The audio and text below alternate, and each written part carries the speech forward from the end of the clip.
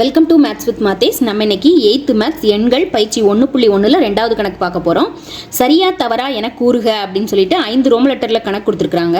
முதல் கணக்கில் 0 ஆனது மிகச்சிறிய விகிதமுறு எண்ணாகும் அப்படின்னு சொல்லியிருக்காங்க.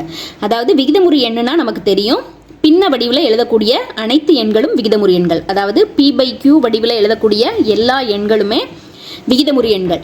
0வும் ஒரு விகிதமுறு எண் தான். ஏன்னா 0வை 0/1 நம்ம எழுதிக்கலாம். அதே மாதிரி இப்போ ஒரு எண் கோடு எடுத்துக்கிட்டோன்னா இதில் இருக்கக்கூடிய எல்லா எண்களுமே விகிதமுறு எண்கள் தான்.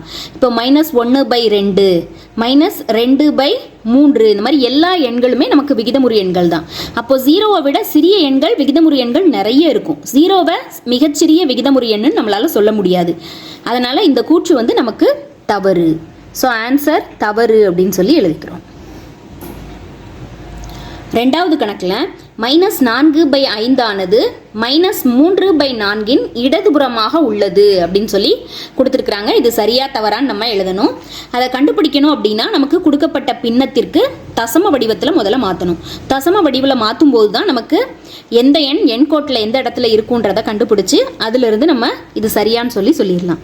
ஸோ 2 எண்களுக்குமே அடையாளம் மைனஸில் இருக்கிறதுனால 2க்குமே வரக்கூடிய தசம வடிவமும் மைனஸில் தான் இருக்கும். -3/4 தசம வடிவமும் மைனஸில் தான் இருக்கும். ஸோ இதற்கு தசம வடிவம் கண்டுபிடிக்கணும்னா 4 5ஆல் வகுக்கணும். ஸோ 4 5ஆல் வகுக்கிறோம். வகுக்க முடியாது, ஏன்னா 4 சிறிய எண். ஸோ 0 புள்ளி அப்படின்னு வச்சுக்கிட்டோன்னா இங்கே ஒரு 0 சேர்த்துக்கலாம். ஸோ 8 5 40. இப்போ மீதி 0 ஆகிடும். ஸோ 4 5ஆல் வகுக்கும்போது நமக்கு கிடைக்கிற எண் -0.8. இப்போ நம்ம 3 4ஆல் வகுக்கிறோம். வகுபடாது. ஸோ புள்ளி வச்சுட்டு இங்கே 0 சேர்த்துக்கிறோம். 4ஆல் வகுக்கும்போது 7 4 28. ஸோ இதை கழிக்கும்போது மீதி 2 கிடைக்கும். புள்ளி வச்சுக்கிட்டதுனால அடுத்தும் ஒரு 0 சேர்த்துக்கலாம். ஸோ இப்போ நமக்கு 4 5 20. 5 4 பெருக்கும்போது 20 கிடைக்கும். மீதி 0 ஆகிடும். ஸோ 3 4ஆல் வகுக்கும்போது கிடைக்கக்கூடிய ஆன்சர் 0.75. ஸோ 0.80ன்னு இதை எழுதிக்கலாம். ஸோ நம்ம இந்த எண்களை எண் கோட்டில் குறித்தோம் அப்படின்னா 0விலிருந்து -1க்கு இடைப்பட்ட இடத்துல தான் இந்த புள்ளி வச்ச 0 புள்ளி அப்படின்னு ஆரம்பிக்கக்கூடிய எண்கள் ரெண்டுமே வரும். ஸோ 0வுக்கு அடுத்து 0.80 -0.80ங்கிறது இந்த இடத்துல இருக்கும். -0.80 0.75ங்கிறது அதுக்கு கொஞ்சம் முன்னாடியே வந்துடும். ஸோ இந்த இடத்துல -0.75 இருக்கும். ஸோ -0.80 அப்படிங்கிறது -4/5. இது என்ன நம்பர் அப்படின்னா -3/4. நமக்கு கணக்கில் கொடுத்தது -4/5 ஆனது -3/4 இடதுபுறமாக அமையும் அப்படின்னு சொல்லி கொடுத்துருக்காங்க. ஸோ -3/4க்கு இடதுபுறமாக தான் நமக்கு -0.80, அதாவது -4/5 இருக்குது. ஸோ ஆன்சர் நமக்கு சரி. இப்போ நமக்கு மூன்றாவது கணக்கில் -19/5 ஆனது 15/-4 விட பெரியது அப்படின்னு சொல்லி கொடுத்துருக்காங்க.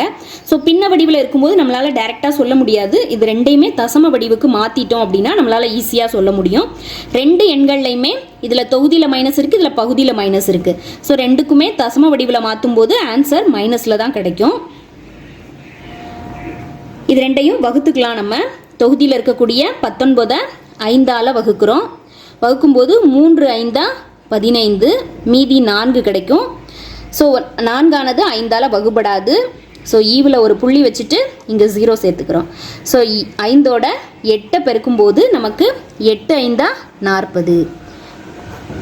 ஸோ நமக்கு -19/5 மதிப்பு என்ன அப்படின்னா -3.8. இதை 3.80ன்னு எழுதிக்கலாம். இப்போ இங்கே இருக்கக்கூடிய தொகுதியில் இருக்கக்கூடிய 15 பகுதியில் இருக்கக்கூடிய 4ஆல் வகுக்கிறோம். ஸோ 4 3 12. ஸோ 15லேருந்து 12 கழிக்கும்போது நமக்கு மீதி 3 கிடைக்கும். இந்த 3ஆனது 4ஆல் வகுபடாது. ஸோ ஈவில் ஒரு புள்ளி வச்சுட்டு இங்கே ஒரு 0 சேர்த்துக்கிறோம். ஸோ இப்போ 4ஆல் வகுக்கலாம்.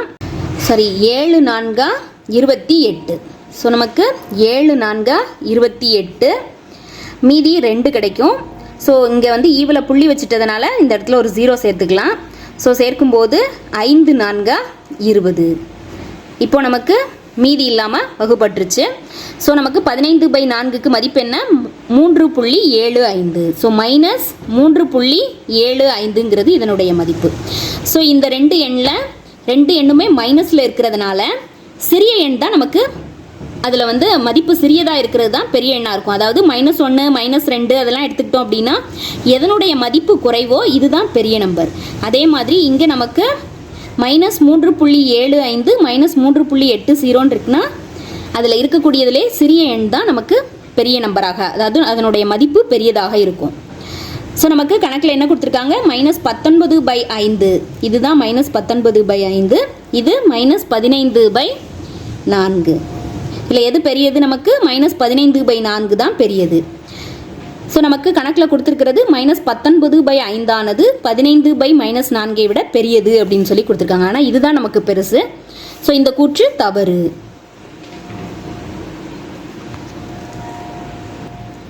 இப்போ நம்ம 4வது கணக்கு பார்க்க போகிறோம். இரு விகிதமுறு எண்களின் சராசரியானது அவற்றிற்கிடையே அமையும் அப்படின்னு சொல்லி கேட்டிருக்காங்க. அதாவது 2 விகிதமுறு எண்கள் எடுத்துக்கிறோம். அதாவது 2, 3 அப்படின்னு சொல்லி 2 எண்கள் எடுத்துக்கிட்டோம் அப்படின்னா இது ரெண்டுக்கும் சராசரி கண்டுபிடிக்கும் போது என்ன செய்வோம்? 2ஐயும் கூட்டி 2ஆல் வகுப்போம். ஸோ 2 + 3 5. 5 2ஆல் வகுத்தோன்னா நமக்கு என்ன கிடைக்கும்? 1 2 5ல் 2 தடவை 2 இருக்கும். 2 2 4, மீதி 1. ஸோ அதில் புள்ளி வச்சு 0 சேர்த்துக்கிட்டோன்னா 5 2 10.